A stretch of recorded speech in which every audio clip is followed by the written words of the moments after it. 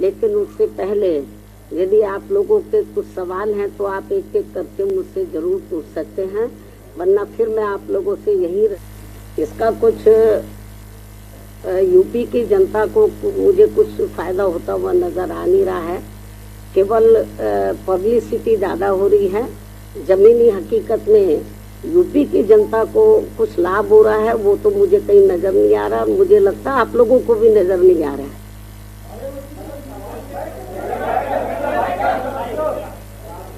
ये तो राजनीति में उतार चढ़ाव आते रहते हैं।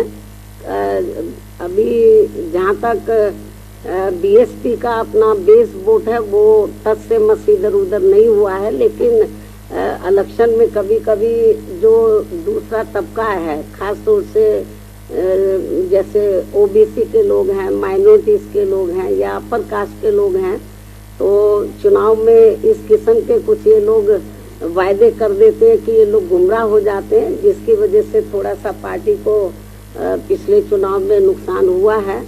और लोग तो ये भी कहते हैं कि ये इस बार जो यूपी में असेंबली का चुनाव हुआ, रिजल्ट आने के बाद तो लोगों का ये कहना था कि जिस बस्ती में या जिस पोलिंग बूथ पर, तो जिस एरिया में ज़्यादातर दलितों का ही वोट है या बड़े पैमाने पर दलितों का वोट है और उन्होंने बीएसपी को वोट दिया, लेकिन जब उस एरिया का मशीनें निकली तो वो वोट कहीं और का निकल आया।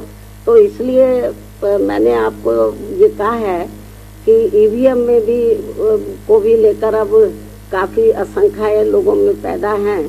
तो हो सकता है कुछ ये भी, इसमें भी कुछ गड़बड़ी की आशंका तो है। और मेरा तो यही कहना है कि जहाँ तक बीएसपी के जनाधार का सवाल है, बीएसपी का जो जनाधार है वो कोई कम नहीं हो रहा है। मुझे तो लग रहा है ईवीएम में कुछ गड़बड़ी जरूर है, आशंकाएं किस्म किस्म की पैदा हैं।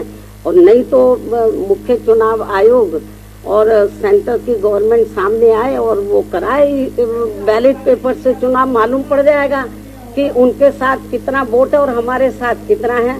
आप लोगों को मैं ये बताना चाह रही हूँ, आप लोग मेरी बात की तरफ थोड़ा ध्यान दें कि जब से बीएसपी बनी है, 14 अप्रैल 1984 को बीएसपी का गठन किया गया था, उसके बाद जब तक चुनाव बैलेट पेपर से होते रहे तो बीएसपी का जो ना तो वोट प्रतिशत कम हुआ है और ना ही बीएसपी का जनाधार हमें कम नजर आया है और हमारी सीटें भी बढ़ी हैं। लेकिन जब से चुनाव बैलेट पेपर के स्थान पर तो मशीन के जरिए जब से हुआ है, तब से हमारा जो वोट प्रतिशत है वो प्रभावित हुआ है और हमारी जो संख्या है वो प्रभावित हुआ। तो कुछ ना कुछ गड़बड़ तो जरूर है। यदि ऐसा नहीं था तो जब तक चुनाव बैलेट पेपर से होता रहा तो तब तक तो हमारी पार्टी का हमेशा हर चुनाव में ग्राफ बढ़ा है, सीटें भी बढ़ी हैं। लेकिन जब से ईवीएम से चुनाव होना शुरू हुआ तब से ये सब गड़बड़ हो रहा है। अब तो हमारे जनाधार पे भी असर पड़ा है। और लेकिन मुझे तो यही कहना है कि कभी कभी ये जो गड़बड़ जो भी लोग करा रहे हैं, लेकिन हो सकता है कि कभी ये गड़बड़ कराने वाले लोग, इनका सिस्टम ही ना फेल हो जाए, मतलब तो जो जिधर से भी ये लोग करा रहे हैं, तो मेरा तो अपने लोगों को यही कहना है कि आप लोग प्रयास करो, पार्टी के लोग प्रयास करें, लोगों को प्यार करें। आज नहीं तो कल ये जो जहाँ से ये सिस्टम शुरू हुआ, आपको मालूम है कि दुनिया के जिन देशों में पहले बैलेट पेपर से चुनाव होता था, जहाँ मशीन से शुरू हुआ, तो जब लगा इसमें धांधली हो रही तो वहाँ खत्म कर दिया, बैलेट पेपर से वहाँ चुनाव हो रहा है। तो इसलिए मैं आपको ये बताना चाह रही हूँ कि ये मशीनों का कमाल है और कुछ नहीं है। नहीं तो ये लोग ईवीएम की बजाय बैलेट पेपर से कराएं। तो आप रिकॉर्ड उठा के बीएसपी का देख लो, जब तक बैलेट पेपर से चुनाव होता रहा, हमारा हर चुनाव के अंदर हमारी पार्टी का जनाधार बढ़ा है और वोट का प्रतिशत बढ़ा है और सीटें बढ़ी हैं। और जब से ये मशीनें आई हैं तब से ये गड़बड़ हुआ है। जरूर कुछ दाल में काला है और इसको लेकर हम लोग माननीय सुप्रीम कोर्ट में भी गए। ऐसा नहीं है हमारी पार्टी गई, और भी पार्टियां गई मतलब, लेकिन उसके बाद उन्होंने कहा कि हम पर्ची सिस्टम वो भी गड़बड़ है, बोलते 4-5 पर्ची निकाल लेंगे। ऐसा नहीं है, ये ठीक सिस्टम नहीं है। बल्कि जब ये वोटिंग मशीन में वोट पड़ा है तो उससे जो पर्चियां, उससे पूरी की पूरी पर्चियां टैली होनी चाहिए, मालूम पड़ जाएगा। फिर उसको भी ये करने के लिए तैयार नहीं है ये। तो इसलिए ये जो आपने सवाल पूछा है ये केवल ईवीएम का कमाल है और कुछ नहीं। और पूछो। नहीं, हम तो जो कर सकते थे, हम लोग माननीय सुप्रीम कोर्ट में गए, हमने माननीय चुनाव आयोग को भी कहा। आज फिर हम मीडिया के माध्यम से कह रहे हैं कि आप बैलेट पेपर से चुनाव कराएं।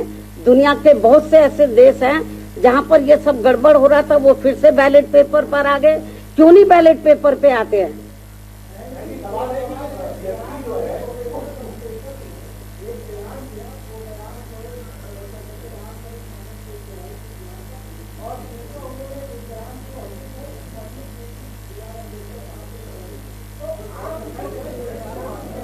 देखो, पहले बात तो आपने ये गलत बोला है कि बाबा साहब ने मनुस्मृति चलाई। बाबा साहब डॉक्टर अम्बेडकर ने नहीं चलाई है, एक तो आपको ये करेक्ट कर लेना चाहिए। और उन्होंने किस संदर्भ में ये बात बोली है मुझे नहीं मालूम। यदि मुझे मालूम होता किस संदर्भ में बोली तब मैं प्रतिक्रिया देती। तो उन्होंने मुझे ये चीज मीडिया नहीं दिखा रहा किस संदर्भ में बोली है, तो किसका रेफरेंस उन्होंने दिया और मैंने सुना नहीं है। और जब तक वो किस संदर्भ में बोला तो कोई प्रतिक्रिया करना ठीक नहीं होगा। तक वो किस संदर्भ में बोला तो कोई प्रतिक्रिया करना ठीक नहीं होगा।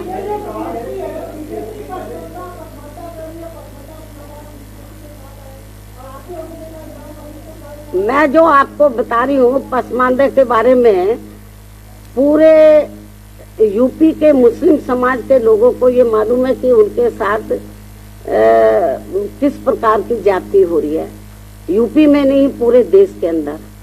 तो जहाँ तक पसमानदा का सवाल है, ये मैंने ट्वीट के जरिए भी कहा था, जो मुस्लिम समाज है वो मुस्लिम पहले, पसमानदा बाद में है। तो जो उनके साथ में जुल्म ज्यादती हो रही है, मुझे नहीं लगता कि वो भारतीय जनता पार्टी के किसी भी प्रकार के बहकावे में आएंगे। तो वो इनके बहकावे में आने वाले कतई भी नहीं है।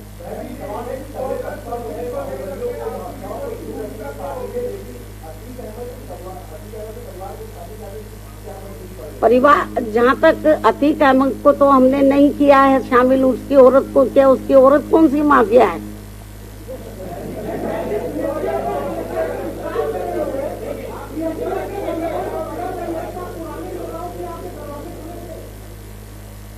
आपको ये मालूम है जो पुराने नेता गड़बड़ हैं, हम लोग तो जिनको किनारे कर देते हैं उनको लेते नहीं हैं हम।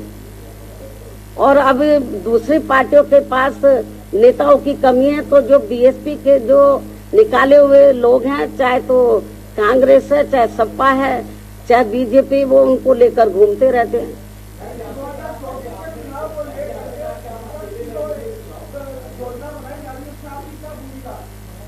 बीएसपी की जो विचारधारा है, तो जो विपक्ष की जितनी पार्टियां हैं उनसे बिल्कुल अलग है।